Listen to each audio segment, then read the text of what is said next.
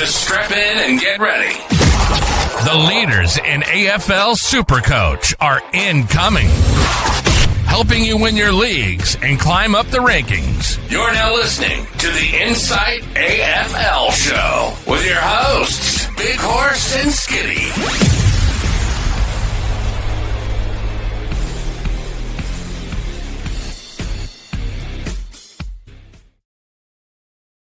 Hello and welcome to the Insight AFL Show. I'm your host, the Horse, the Supercoach Horse. And with me again for day 3 with our tier list. We've gone through our backs, we've gone through our rucks, we're getting stuck into our midfield today, Deadly. How are you? Good, mate. Good. How are you? Yeah, this is the big one. This is the one people would be after, the sort of what our thoughts on the midfield situation is nowadays. And yeah, we've got 25 relevant players here that none of them are really irrelevant. Besides maybe a couple after some injuries, but that's about it. But yeah, all these guys are some players that we will have in our team and we will consider as well. That's right. So, ladies and gentlemen, we're going through the top 25 owned players in Supercoach when we're talking midfielders. Not who we think will finish top 25, but the top 25 that are owned at the moment. So there will be some players of relevance that are missing, but they're pods, and we're going to talk about them in a later episode. Before we kick off, though, be a triple banger. Like, subscribe, bell. We would love that. But also, if you're listening on audio, give us the 5-star review so we get out to the wider Supercoach audience here in Australia and New Zealand. We've had a couple of our mates from across the ditch join us in leagues and that, and they definitely love their footy, don't they? Yeah, 100%. They always get stuck into stuff when it comes to sports. They love their sports over there, and you know the sort of little brother to the Australians. We love to see them get around the Australian sport. For sure. Mate, we're not even going to really worry about ad reads today, apart from our Unlimited League. Do you want to go through that for us? Yeah, you see the code on screen, but for audio listeners, the code is 356460. Mate, you get a free standard squeeze pack each week if you top the league. Yep. Well, it's free to join. Easy. Why wouldn't you join? You finish top, you win a prize. Absolutely. Who doesn't love free shit? Easy. Yep. Who doesn't love free shit? You're right. But, mate, we're going to get stuck straight in. 2 minutes into the podcast, let's start talking about players. Jager Smith is going to start us off. He is the number one owned player in Supercoach at the moment, Deadly. Yeah, that's deserved. 100% deserved. He looks incredible. He does. Look, there always was.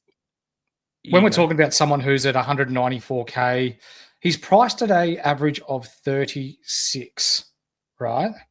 So we're talking about someone who in 12 Coates League games last year, he averaged 34 touches per game, kicked 7 goals in 7 games, and also had a game where he had 50 touches and 6 marks, and had 2 games with 40-plus touches. He averaged 29 touches and 95 Supercoach points, and then 27 touches in the VFL when he played VFL. It's just a no-brainer, isn't it? Yeah, 100%. He's a proper accumulator. He gets the ball, knows how to use it well, which is the best part for Supercoach. Yeah, he's probably the number one rookie coming into this draft. There was some concerns sort of coming into preseason with the size on him, if he actually will be ready for AFL football.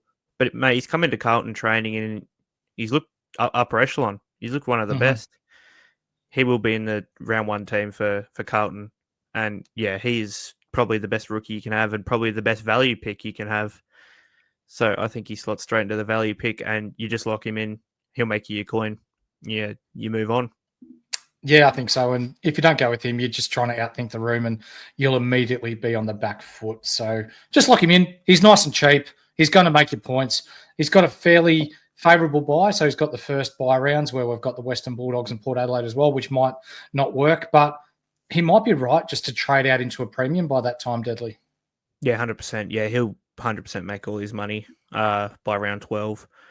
He's probably one you can, if he's scoring well enough that he's sort of outscoring every other rookie and, there's guys you're sort of debating to trade out, you can just hold on to him until that buy.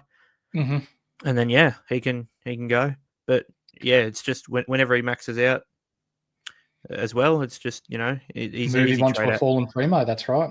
Absolutely. Mate, next we've got Levi Ashcroft. So it's surprising we've got two rookies who are the most owned players in Supercoach. He's one personally that I don't have at the moment. And that's purely because of the depth of the Brisbane midfield. And there was a story today suggesting that he may be sub to start the year to help him acclimatise to the rigours of AFL football. So we're talking about someone who's priced at an average of 34, 185K, midfield, had some big numbers last year as well, averaged a goal and a half a game, 31 touches and 5 marks for a average of 117 Supercoach points per game in the Coates Talent League, How do you see him going this year with how deep Brisbane are? It's a bit tough. He took the absolute piss when he was in the VFL as well for Brisbane last year in the couple of games that he played. But as you said, it just comes down to the fact that Brisbane are just so stacked in that midfield. Yeah.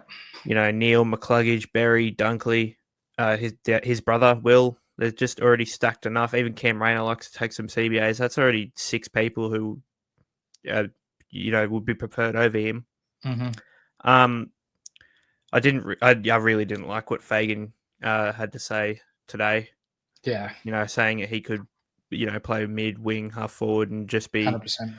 sort of used wherever. He's probably one that you can avoid to start the season, just for the pure fact that Brisbane midfield is so stacked and he won't have a spot in it.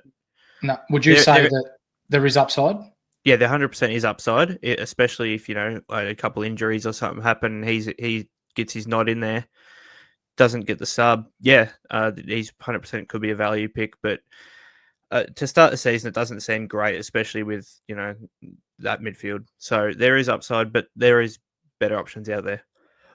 So we're going to lock him into upsides there, but meh.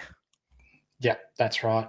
Now, next we're going to get into a previous absolute pig of Supercoach. He had a pretty shit-house year last year, but here's one of my bold calls for Supercoach in 2025.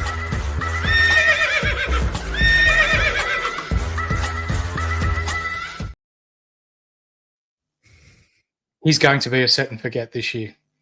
Oh, I can see absolutely popping off. So we know when he was elite, he was averaging, your 80 to 90% of his game time on the ball.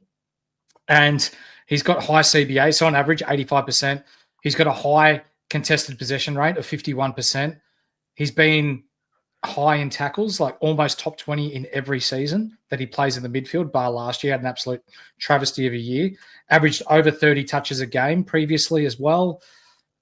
Man, there's so much to like about a clean and healthy Clayton Oliver, to the point where I'm willing to go early and say he's going to be a set and forget. I won't argue it, to be honest with you. I think he's definitely at least potential keeper. 100% you should start with him. Like at 451K, he has averaged, he's been the top Supercoach scorer not even 2 years ago. So that's 200K less than what he started at last year? Yep. And people were considering starting with him last year. So, obviously last year was a shocking down year for him. It wasn't ideal. A big part of it does contribute to the hand injury that he had. He didn't want to, dive into contests, be the little rat that he usually was of the past. But, it seems like it's all fixed up. My only concern is that, he does handball a lot. He does. Handballs aren't the greatest for Supercoach, but not favourable. Averaging 30 touches, if he's still getting at least 12, 15 kicks a game, it's still it'll be good enough for 100 average at least. And he's priced at what, 82 average or something ridiculous. 84. So, yep. Yeah, I'm going to come through some quick stats for you, my man. There we go. In 2020, he averaged 122. And he's ranked third in Supercoach. In 2021, he averaged 126 and he was third in Supercoach. In 2022, he averaged 129 and was number 1 in Supercoach. In 2023, he averaged 123 and was ranked third in Supercoach. So had an absolute down year last year. 40 points less per game he averaged last year, which is why we're getting him at such a discounted price. But My God, in the 4 years previous, and he's averaging, 125 Supercoach points per game in those 4 years previous. There's huge upside. You know what? You've convinced me. He's in. Let's do it. Set and forget. Clayton Oliver. Let's back him in. Why not? Yeah. Let's back him in. There is no reason now, if he's fit and healthy, which he looks great. As long as that hand's healthy, everything's good. He's top 3 player in Supercoach. Yeah. Yep. Why not? Set and forget. We'll back him in. Let's talk about a potential another set and forget, mate. And that's Marcus Bontempelli. So we're talking about a man who's priced at $681K, the most expensive player in Supercoach this year. But for good reason. The last 5 years, my friend, he's averaged 113, which was good for 13th overall. In 2021, 120, 6th overall. 2022, 117, 5th overall. The last 2 years, 2023, averaged 130, 1st overall. In 2024, he averaged 124, which was 2nd overall. So in the past 5 years, he's just gone absolutely ballistic, mate. And for someone that's priced at 681K and priced at 126, he's not going to make you money. But he's one of those blokes that you've almost got to start in order to not have to worry about down the track, because you just know he's going to score well. And there's going to be games where he's going to go 180, and you don't want to be playing that team that's got the bloke that gets 180 and they've got the VC loop or the C option on him when he does pop off. Yeah, 100%. He makes the AFL look like Campbell Chesler makes the waffle look. Oh, he takes the absolute piss. We're talking about premium midfielders in the AFL, and you somehow slip in Campbell Chesler. Yeah, well, I'm shocked he's not in the top 25 most owned. No, this is blasphemy. It's a great pod option. But Bont's one, you just put him in, lock him in, throw away the key. Yeah. And this is the only downside of Bont. And I'm sure we were always going to bring this up. It's with these Bulldogs injuries, does he slip forward a lot more? Yeah. To me, I can see him slipping forward a bit, but he's going to rest forward instead of coming to the bench. That's how I say it. Yeah. More scoring potential by resting forward instead of, you can score more points in the forward line than not even on the field. I reckon he'll attend, still is however many CBAs he attends, 80 or plus, and then, just has a bit of a spell forward, comes back and just rotates through there and, has the occasional rest. Yeah.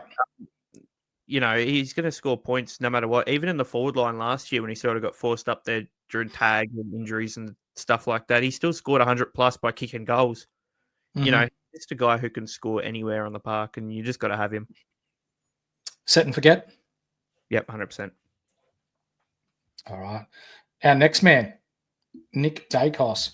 He's got a pretty tricky buy, but my God, this guy, I think he's primed to be one of the top Supercoach players that we have this year. So the last 3 years that he's been in the competition, averaged 91 in his rookie year, 116 in 2023, which was good for 7th overall, and 117 in 2024, which was good for 6th overall. He's currently priced at 631K. I think with the early buy, and this is just my opinion, and ladies and gentlemen at home, it's okay to have your own opinion or your own gut feel and to do what you want to do as well, but you start off against GWS. So he's probably odds on to get the Toby Bedford tag, you'd imagine. Yep. 100%. Round 3 buy at 630K. There's a chance that he could dip a little bit in price and be one of your first traded in after that round 3 buy, Deadly. Yeah, that's the exact way I say it, mate. I'm not starting with him. I did think about it for a little while there, but I think there is better options to start with for that round 3 buy. I reckon Nick Daicos does dip down a bit. And, he's as the second round 4 opens up, he's probably straight in for me. Yep. If I can make it work. He's probably the first player I want, like first primo upgrade I want to make. He's that good. It's tough to start and it's tough to put him on this tier list, because if you are willing to start with him, he's a set and forget. He's set and forget. But right now, he's probably just there's probably better options out there. Of course, there's upside. There's, he could literally slot in anywhere besides value pick. He's not Campbell Chesser either. No, he's not Campbell Chesser. I'd probably, for me... You could nearly just put him in the proviso or in the category of set and forget after round 3. Yeah, well, I wouldn't start with him, but yeah, he's probably your first upgrade that you look to do. And if you're happy to start with him, he's set and forget. So we'll stick him in there and, sweet. Pretty happy with that? Yeah, I'm happy to stick him in there. He's too good of an AFL footy player to not have in your Supercoach sides. Absolutely. You're going to need him at some stage. And I think after that bye, he's prime. Mate, we're going to look at our next player, and that's Sid Draper from the Adelaide Crows, priced at 190K, priced at 35 in the Coates Talent League. He was a Southern Australian captain of the under-18s champs, where he averaged 21 disposals from 4 games. Backing up his 22 touches he averaged per game in 6 sample games last year. He was pretty good at the champs, under-18s champs. Didn't set the world on fire, averaging just a tick under 70. But he did average 86 Supercoach points per game against the seniors when he stepped up into sample last year. Yeah. His tackle numbers were huge in the sample. 2 games, he got 10 tackles and 11 tackles, and he scored 115 and 118 points, Supercoach points in those 2 games as a 17-year-old playing in the sample. So there's huge upside there. But from what Matty Nix is saying, it almost looks like he's going to be eased into AFL footy and is a huge risk to be subbed early on. Yeah, he's one that's, he's sort of been dipping in and out of my team to start this preseason. He's probably one I won't start with. Mm-hmm. He looks a proper talent, but just the way that Adelaide's structure looks, it doesn't suit him to start. Mm-hmm. And I feel like he's sort of out of favour at the minute, but will come in eventually. He's probably a handy downgrade option down the track. Mm-hmm. I don't think I will start with him, and I don't think you really can because the sub risk is a big thing, and it's he still might not even get picked round 1. That's right. I think personally, upside is there 100%, but there is better options out there, and for cheaper, I reckon 190K is one of the more expensive rookies that we have. Yeah, you're right. So upside's there, but meh. Yeah, 100%. But keep an eye out because he's probably one we'll have in our Supercoach sides in a couple of years, I reckon, just as as a 100%. primo. He's bloody good for a keeper league, mate. Yeah, 100%. Yeah, but this rookie class is absolutely stacked with guys that we will have later on down the track as well. For sure. Now, we're going to move on to another rookie, mate, and that's Sam Layla from the Richmond Footy Club. So, averaged 27 touches, 7 marks, and 4 tackles last year in the under-18 champs, and for good reason he went number 1. He will pop off at some stage in the AFL. The Richmond faithful are comparing him to a young Dusty Martin, which is lofty goals, which we never like to put on anyone. But we saw the other day in the practice match against West Coast, with limited opportunities, he found a lot of the ball. My concern is, aside from the hairline fracture he's got in his jaw now, which he may still be right for round 1, he's probably playing too much forward time for me to consider him to start. There's better value elsewhere. And that's sort of because he's so, athletically gifted. So he's so tall, so built. That's his biggest problem is he actually looks more of a forward than a mid. And, 6'3" he is, yep.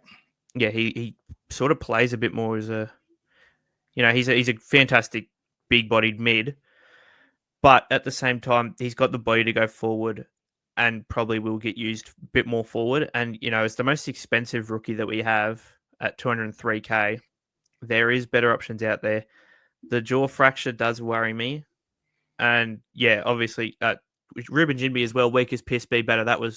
It's a trial match, mate. Come on. But, I'm not the biggest fan of him to start, even if I think the upside's there, definitely. Yep, 100%. He's going to be a cracking footy player again, same sort of thing. He went number 1 pick for a reason. But there is better options, even if he's healthy for round 1. For sure. Let's move on to one of the more expensive players that we've got in the midfield to choose from. That's Zach Butters. So the last couple of years, he's really popped off. 2023 averaged 112, which is good for 16th overall. Last year averaged 114 Supercoach points per game, which was good for 12th overall as well. So we're looking at someone who on average gets 66% CBAs, 82% time on ground-ish. He's definitely trending up, isn't he? So we're looking at 648K. He's priced at 120. I would probably fade him if he didn't have that juicy matchup in round 2 against Richmond. Okay, so the thing is you sort of Butters is sort of one you can't really go back and look on. He's more of an eye test sort of thing. And if you go back and actually dig even deeper into Zach Butters, he spent a lot of games, starting on the bench or moving to half forward because he's getting tagged every week because everyone knows how bloody deadly he is. Yeah. Deadly. There was a game, I think it might have been against North Melbourne or someone. Anyway, he started on the bench, came on, first 2 touches of the whole game, kicked 2 goals last year. And they were just straight out of stoppage. And then, picked up the tag instantly. He's one that, I'm happy to just set and forget because he is so damaging and that he has so much upside to where he could, have a 160 game quite comfortably and, in only 80% time on ground. And even if that trends up as well, it'll be good. And, with these news that Jason Horne-Francis is, if he rests, he's going to rest at full forward. I could see Connor Rozee spending a little bit more time at half forward. It's just more time for Zach Butters to just chill in the midfield. Do as he pleases. Yep. Yeah. Set and forget. He's set and forget for me. Yep. This next one is very interesting for us, mate. Will Ashcroft. So coming back from the ACL, he started off pretty slow last year in his first, 6 games? But in his last 7 games, really popped off, capped off by a best on ground in the AFL Grand Final last year. In his last 7 games, he averaged 107 Supercoach points. So you combine that with him being priced at 440K, being priced at an 82, there's potentially 25 points of value there if he continues on from his form of late last year. I know Brisbane have a stacked midfield, but this is a potential keeper for me. If he continues on his path, year 3 in the system, year 3 is usually when your younger players start to hit their stride.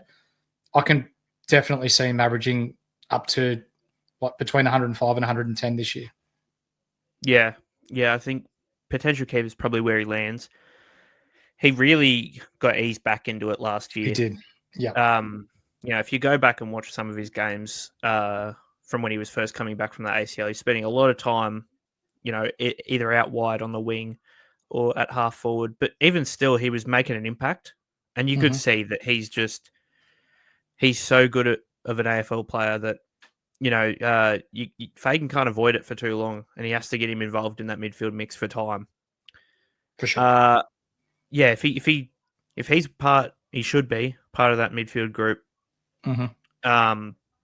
There's so much upside in him. Yeah, probably potential keeper at the price. He's probably one I'm not going to start with after, first really wanting to start with him.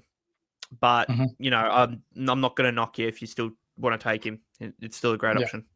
I think that's where we've got a lot of similarities in our sides, but I think that's one thing that we do have different is that I'm going to start with Will Ashcroft and you're not. So that's one of the few things that we've got. I'm still somewhat on the fence with him. But I'm leaning probably not now. The next player we're going to speak about is Elijah Zartis from the Essendon Footy Club. So it's hard to really get a gauge on what's going on with Zartis over the past couple of years. But if I told you that his VFL numbers, he averages over 100 Supercoach points per game, and after the preseason he's had, I'm not saying he's going to average 100 at Essendon, but priced at a 35, he could easily average 85 to 90 Supercoach points per game playing that inside mid-roll at Essendon. Yep, 100%. There is, his biggest thing is just his use of the ball. That's all it is. Because if you watch the practice match against the Western Bulldogs the other day, he took the piss for a bit there. 31 touches he had.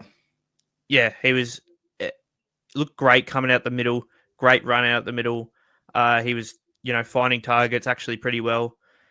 And then it sort of dipped down a little bit when it came a bit later on in the half. He was still finding the ball and looking pretty.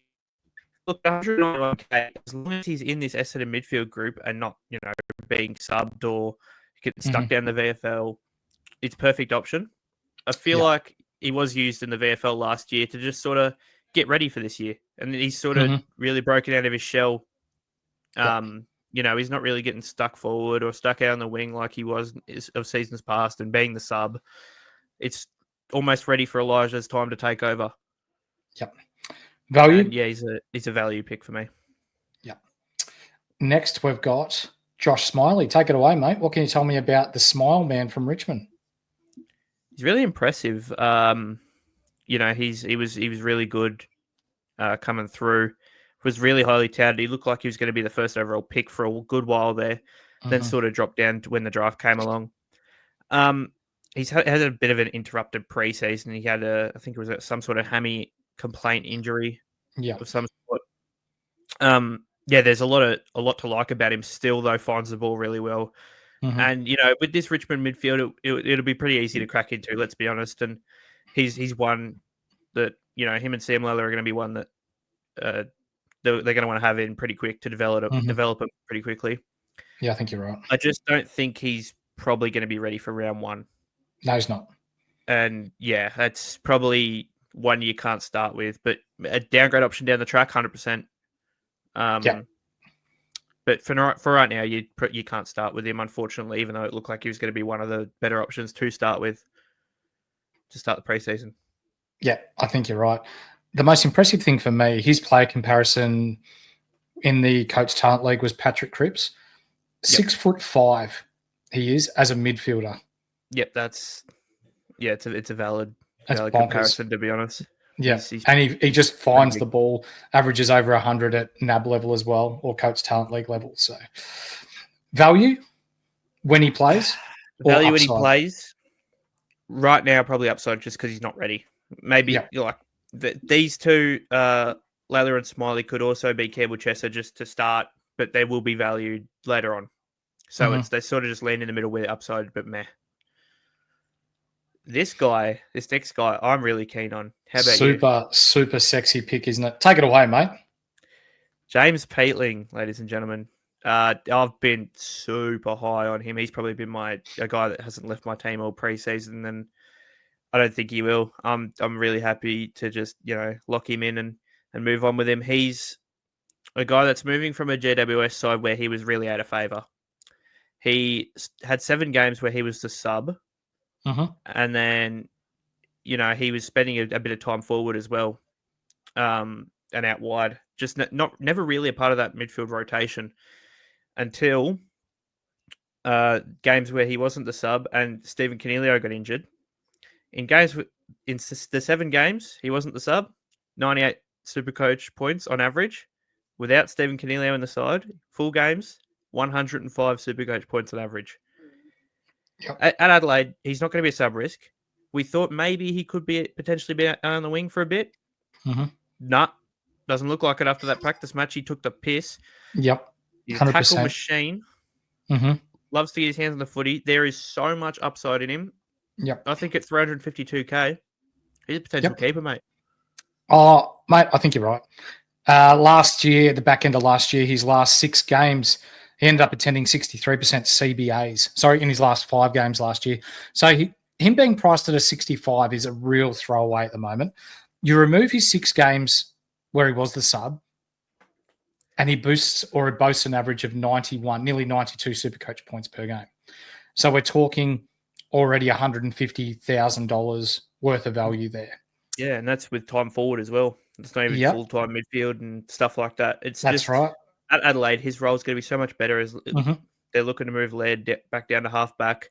It looks like it's going to be him, Dawson, Saligo, these sorts of guys rotation. Yeah, Crouch. And he's going to be the dominant force in that. Tackle machine, get to the ball, be the hard head.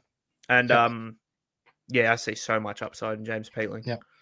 Let me just put this here, mate. If you include games where he attended 60% CBAs, he averaged 108 Supercoach points per game. I think he gets to that number at Adelaide this year. I reckon he shits that in. 60%? He shits that in. Oh, that I didn't even know that's gorgeous. Yeah. So we're going potential keeper there. Yeah, almost set and forget. No, he's potential keeper. What do you know about Harvey Langford?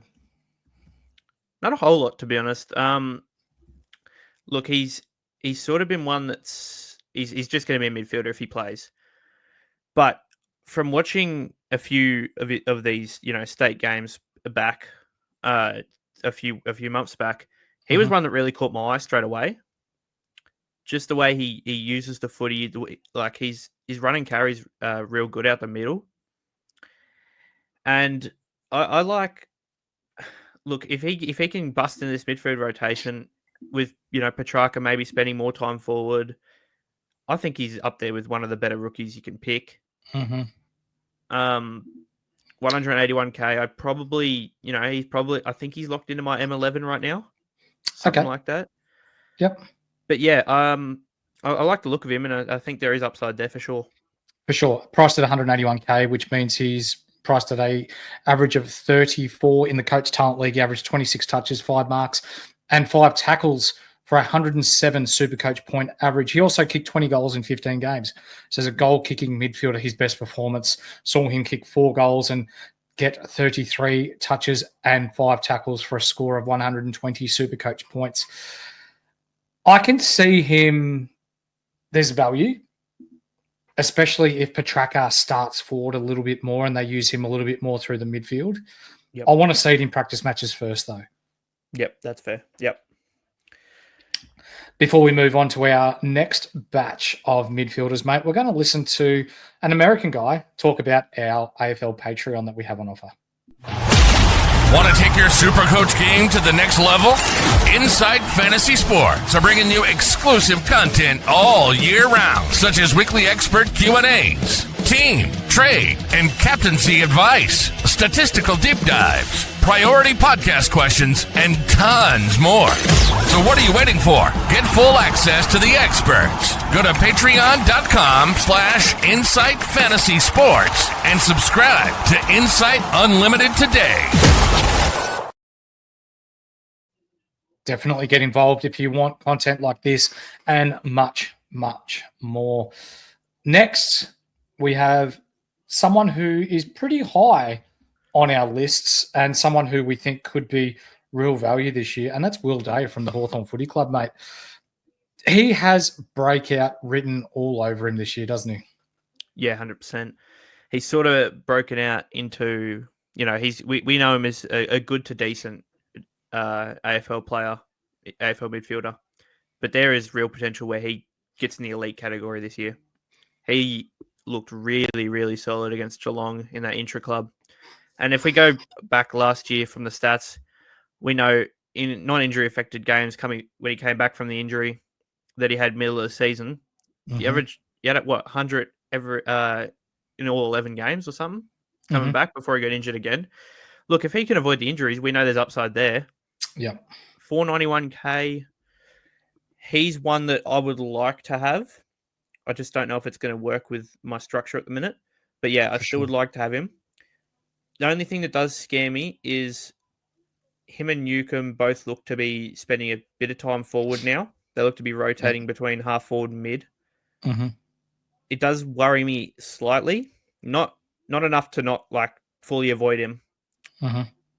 But yeah, I probably I'd take a Peatling over him for cheaper. I'd take a Clary over him. Yeah, this may be controversial, but I'm going to go with it anyway. He would need to, if you're bringing him in for cash generation purposes, he would need to average 119 Supercoach points per game to make you 150K. Yeah. So when we're talking about that, we're talking someone that you're going to be picking to be a keeper this year. Yeah. During that 10-game stretch last year where he did average 110, that might be enough. he was on fire. He did play really well. Remember, he's still aged 23, so he's still a young bloke as well. Yeah. But if he averages, say, 105, then that's not really keeper worthy in Supercoach. So your money is probably better used elsewhere. Yeah, it's really tough with Will Day. It's just such an awkward price, to be honest. Like we always want guys like at that sort of price, but when you really deep dive into it like that, there is not much room for improvement. Like unless he really hits upper echelon sort of stuff. Mm-hmm. And it's just sort of a gut feel at that point. If you think he's going to do it, then yeah, sure, go ahead. He's probably your guy, but I'm not sure on it. Especially with the time forward. I think, he's probably still potential keeper, but I just don't think he's, these upper echelon guys that could, be 120 set and forget sort of stuff. Yep. I think, you can probably pick him if you trust him enough. But boy, he looked good the other day. So, it's still tempting. Where would you put him? Potential keeper if he does bump up that average? He's probably still potential keeper because, he still only needs to get what's he priced at now? He's priced at like mid to low 90s, something. He's priced at 91. Yeah. Look, even if he bumps that up to 100, 105, you'd probably ride with that as your M8.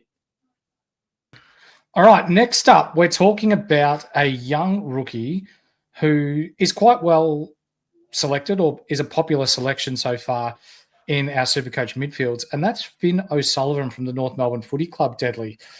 I went to watch him in an intra-club last weekend, and he's absolutely locked into that wing rotation with Bailey Scott and Colby McKercher. Yeah. I don't see the upside at 200K that he's going to make you enough money to be relevant, though. Yeah, no, I agree. I don't love it, to be honest with you.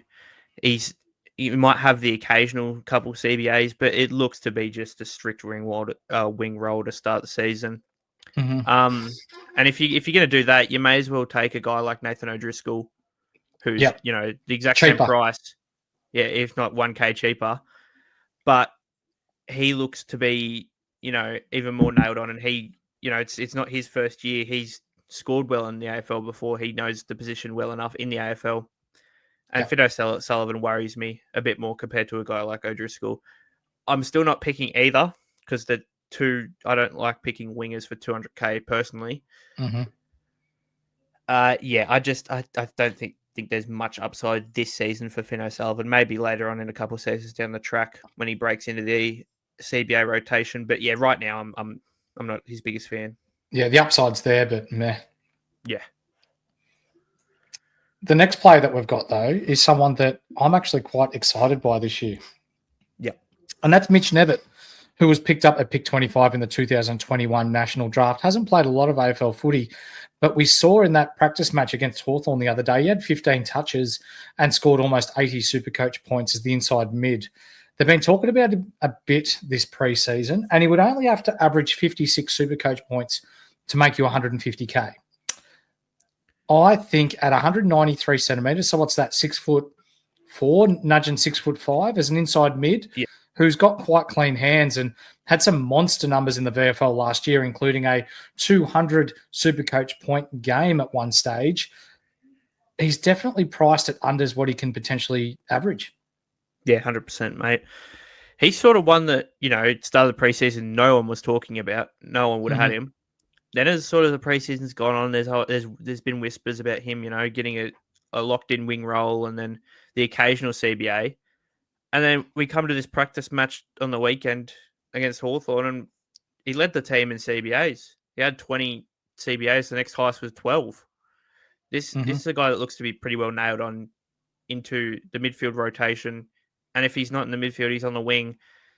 I don't think there's a sub-risk with him. And at 149K, he's one that I'm more than happy to pick, lock in, and potentially even play week to week. I'll be playing him. Yep.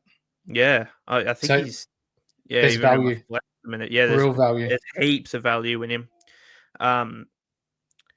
He's just. I'll lock him in, and we'll go from there. Yep. The next player that we're going to speak about, well, the next two players are both from the Fremantle Footy Club, and that's Caleb Serong and Mr. Brayshaw, the captain of Fremantle Footy Club. Well, he was the captain in their All-Stars game. I believe it's Pearce that's still the captain there at Freo. But yeah, Pearce anyway, still. We move on. So for Serong, last 2 years, he's averaged 111 and 116. So the natural progression, if you look way back to 2020, averaged 81, then 83, then 93, then 111, then 116. So he's improved his Supercoach scoring each season. However, he averaged 143 in his first 3 games last year, averaged 136 in his first 6 games. But when the regular tag came from about round 9 onwards, which I think is going to stick this year, he only averaged 106 deadly. Yeah. So you compare him and Brayshaw, who we'll speak about in the same sense here. Brayshaw ended up outscoring him quite comfortably in the second half of last year.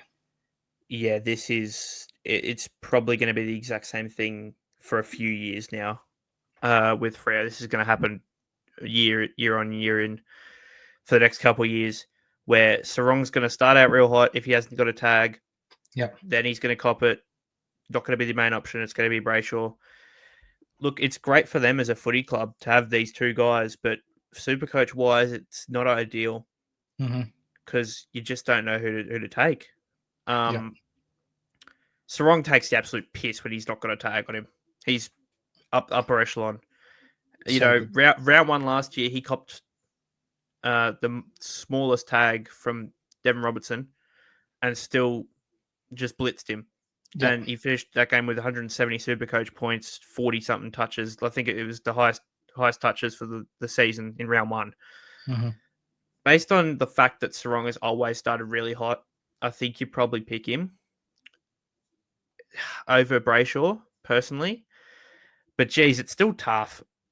They're both going to score well no matter what.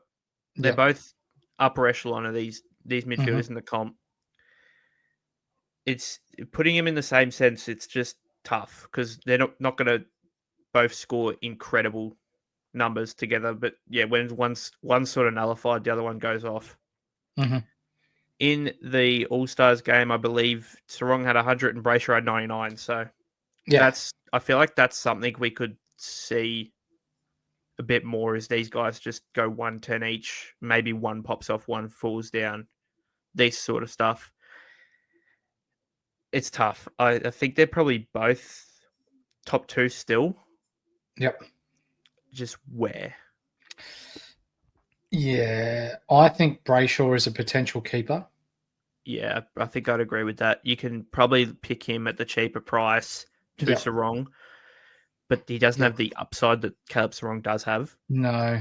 And yeah, contrary to popular opinion, I'd probably say Caleb Serong's a potential keeper too. I think with the 106 average after he got the full-time tag last year, that doesn't put you in the top 8 midfielders come season's end. Yeah, it's really tough.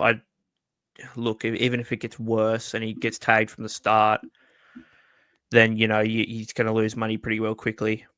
I think at some point this season, we could probably have both these guys in our teams as, top 8, if not like sort of on the fringe at cheaper prices when they sort of have a couple down weeks in a row.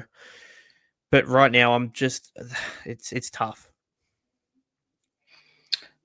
Someone who I've been toying about starting this year, but I'm sort of tending to fade, is Patrick Crips. And for those of you that are watching this podcast or listening to us on all audio platforms, yes, I've mentioned his name. Yes, he's already got 3 votes in his first game that he played. Yep. So you can basically lock that in regardless of whether he plays or not, because the umpires tend to love him a lot. So picked at number 13 in the 2013 National Draft. He has come along in leaps and bounds. In the last 5 years, though, he's gone well 1 year, and then he has a down year the following year. So 2020, averaged 97. 21, he averaged 84. 2022, averaged 111. 23, averaged 97. Last year, averaged 110. So we've seen that he struggles Supercoach-wise with the tag. He doesn't have any issues finding the ball. Like, he's a big-bodied midfielder, finds the ball at will, but his consistency with his disposal efficiency is what lets him down sometimes. Yeah. There's no question that he's one of the better players of the comp, but this is what lets him down in Supercoach. For me, going on those numbers that it's 1 up, 1 down, he's not a set and forget. He's a potential keeper, but even then, like you've got the likes of Sam Doherty's back, Jager Smith's come in, Adam Cherra's apparently fit, Georgie Hewitt, TDK. You got to remember, there's only X amount of points that your team can score per game.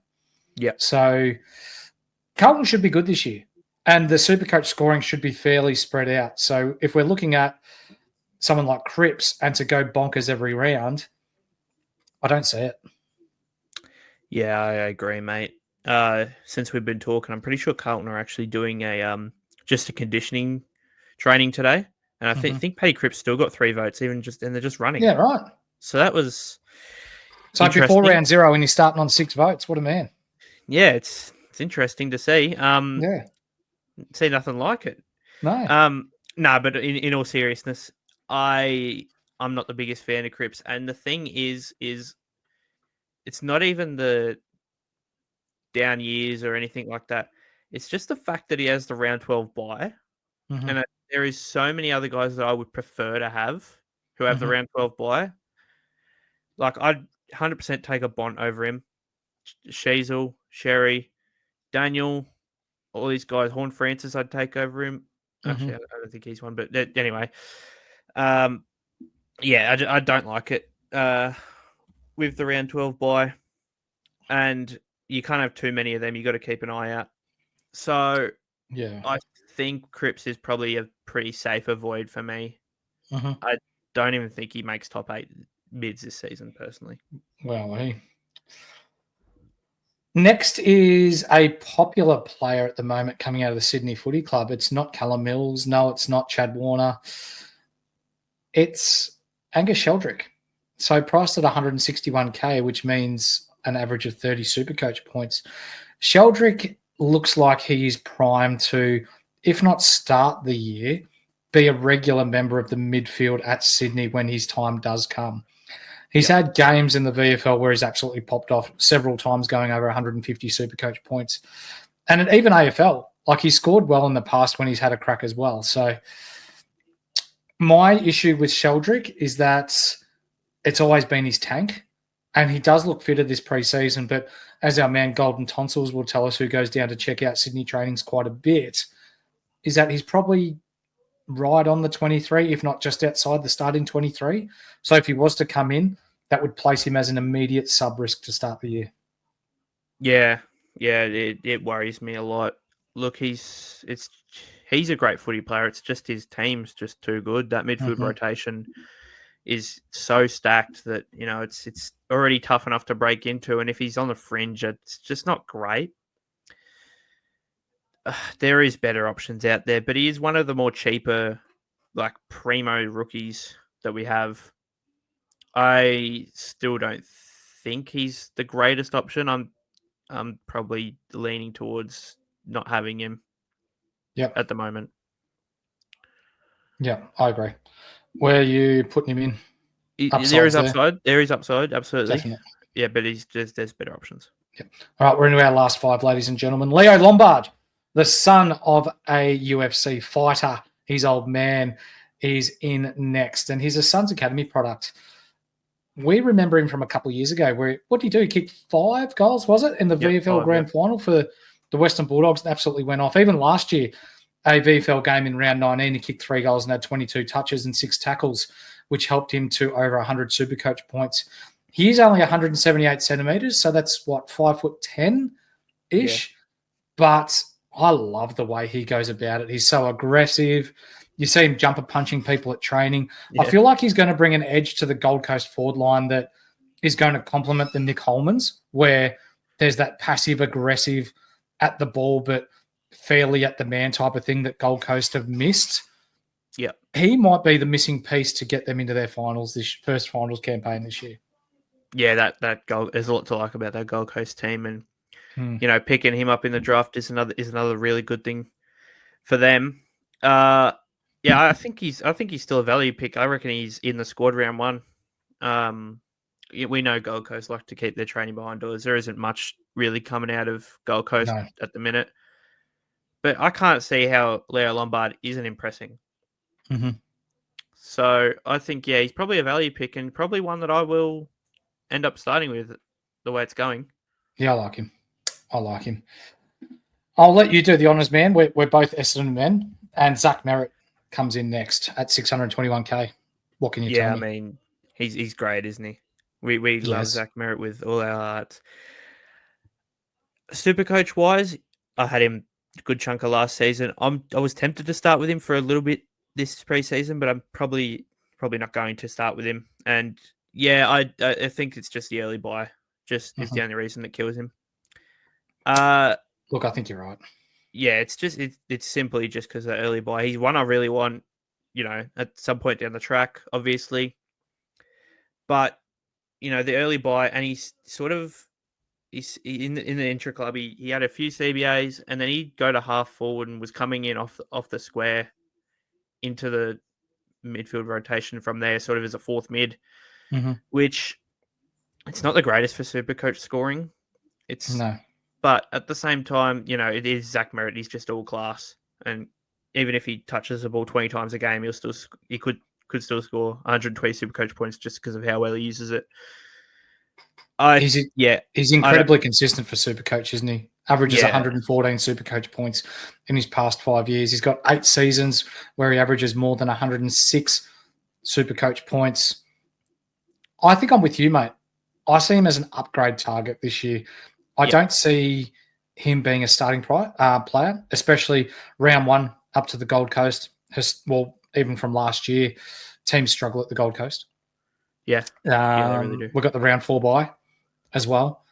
Yeah, I think with that consistency in what he can average, I think easily he could drop a little bit of coin. Yep. Not a lot, because he is as consistent as what he is, but he's one that we can target after the buys to bring in. Yeah, I think for us, it's just so we'll wait. We want him for sure. I know I want him for sure. You just need that consistency in your midfield sometimes, especially when you're picking upside guys who, could have these low basement games, low floor games. Where he's probably placing him? He's probably potential keeper if you're going to start with him, but it's just I don't think you should start with him personally. I think you should look to downgrade. Downgrade. Tommy Green's next. And this is interesting because of the news that came out yesterday is that he's pinged a calf and he's out for 46 weeks. Yeah. Shocking news for Tommy Green. I was actually really keen to watch him this weekend. It's probably he's not going to be right for start of the season. There was a bit of value in him for sure. Probably to start the season, we obviously can't start with him, especially with the bye they've got early as well. He's just Campbell Chester to start the season. Maybe keep an eye out for an upgrade target later in the season. But can't start with him anymore. I think he's going to be a 115 Supercoach point player once he's fit and firing this year. Oh, yeah, 100% I agree. But to start the season, you just possibly can't pick him until after the bye at least. No. Are you aware that he's still only 24? Yeah, he's still young. He's only been around for a few years and he's still really impressive, Yeah. I think I'm with you. He's a target after the bye, especially with that calf injury. Yeah, I'd like to wait and see how he looks coming back from it. I'll tell you what, if you're Campbell Chester and you're watching this and you see that the sole player that you've got next to your name is Tom Green, you'd be pretty happy. Yeah. I mean, that's just how good Campbell Chester is. Yeah, let's move on. The pig himself, who's been compared to the likes of Oliver in the past, and that's Lachie Neale, mate. At Brisbane, they've got their early bye, but wow. Let me just reel off some numbers for you. I don't think he gets back to 2020, where he averaged 134 Supercoach points per game. No. 2021, he had a down year, 102 Supercoach points per game. 2022, 123 Supercoach points per game. 23, 108. 2024, 116. So he's been ranked in the top 10 3 of the past 5 seasons. What do you think? He's 31 years of age now. He did average 122 post-buy last year. He's now 31 years of age. You've got both Ashcrofts. You've got McCluggage. You've got Dunkley. You've Berry, Rayner. You've got a lot of rotational pieces through that Brisbane midfield now. Is this where we start to see the decline of Lachie Neale? Or on the other side of that, because Brisbane have got such good pieces around him, does that mean others are susceptible to a tag risk now and that it may free him up more? I think it's a bit of both. I still think he's going to be tagged most weeks. Mm-hmm. It's just he's too good of a player. You got to nullify him somehow. Yeah. But I can, on his Supercoach scoring side of things, I can see a slight regression just because of that tagging, just because of, getting a year older. Mm-hmm. But at the same time, he's one that I was, if it wasn't for that early buy and my structure was slightly different, I probably would have had him as, a 4th primo mid. He's one that I would want at some point this season for sure. Mm-hmm. He's one that I'll be targeting. I just want to see after maybe he'll probably be one of the later on targets. So I'd like to see him drop a bit more coin. I'd like to see how well he's doing with the tags. But yeah, if you want to start with him, I'm not going to knock it, but I do think you can probably, pick a Butters over him if you haven't got a Butters or something like that. I do think, but if you are starting with him, he is set and forget. For sure. Yeah. Lastly, we've got Ed Allan from the Collingwood Footy Club. So he's a tall midfield who went in the first round in 2022, but it's taken time for him to crack into Collingwood's deep midfield. But after making his debut against Fremantle in round 11 last year as the sub, he is 6'3". He then had to wait until the last game of the year to play his next game where he impressed. 21 touches, 10 contested touches, 6 tackles. But before that as well, it was like it started to click for him in the VFL. He had a game, or his 3 games prior to that in the VFL, he had 27 touches, 23 touches and 8 tackles, 32 touches, 2 goals leading into where he played in the last game. He's really highly rated, and alongside Harry Perryman there at Collingwood has been training a lot in the midfield at Collingwood. He is only priced at a 36, so there's definite value there, but I feel like this is one where we can wait for round 0 to see exactly how Collingwood planned on playing him. Yep, 100% agree. Look, you can have him sort of in your drafts right now, but yeah, round 0 is going to be the big one for Ed Allan, where you really look into him. God, I actually wish he didn't play in that last game because he'd be bloody 113k. He'd be 119k. Yeah. Yep. But that last game, boy, he impressed me so much against Melbourne with a 5-meter rotation. He was one of the standouts alongside Nick Daicos and Steele Sidebottom. Yeah, it's if he looks good round 0, looks like it's a midfield spots for him with Tom Mitchell out. I think he's a perfect value pick. Yep. Yep. So into value. So there we have it. Ladies and gentlemen, there are our 25 players that we have ranked in set and forget, potential keeper, value pick, upsides there, but meh, and Campbell Chesser. So from the top, we have Clayton Oliver, Marcus Bontempelli, Nick Daicos, Zach Butters, and Lachie Neale, who we believe are set and forgets for this year.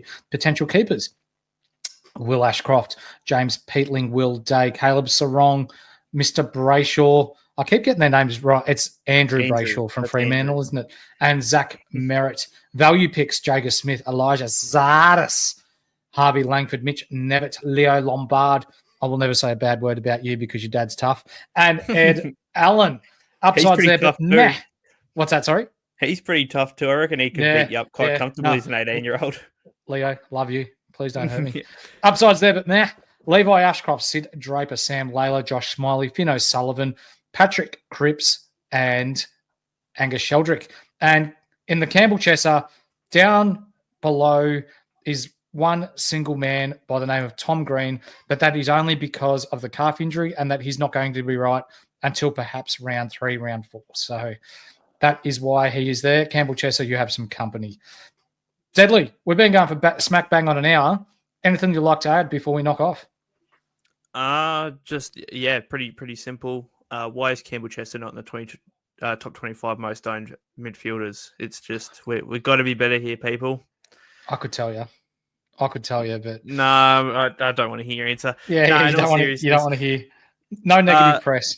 No, we don't bully him. Okay. No, in all seriousness, this is about right. This is pretty much about what I expected this list to be. We didn't expect much to go into Campbell Chester before we started this. Yep. And literally Tom Green wouldn't have even been in there if it wasn't for the injury. So yeah, these are some guys that our thoughts on them, and we're on to forwards probably tomorrow, and then that's the tier list done. You'll see more content from us in the Patreon and on here on YouTube. Yep. Coming out soon. It's always fun to jump on here and just chat some shit about footy. Yeah, it's good, isn't it? And for those of you that rate yourselves at Supercoach, we do have the Supercoach World Cup, and it is back after almost 200 people joined us last year. We're looking to expand bigger and better than ever. If you consider yourself the best at Supercoach, not just in AFL, but NRL, BBL, and NBL, we are running a Supercoach World Cup. It does cost $25 to enter. But if you win, like Mitch did last year, coach of Twitch at Flinch, you'll be known as the best Supercoach player in the world. Click the link below to find out more and to potentially enter. Deadly, this has been awesome. We've done backs, we've done rucks, we've done mids.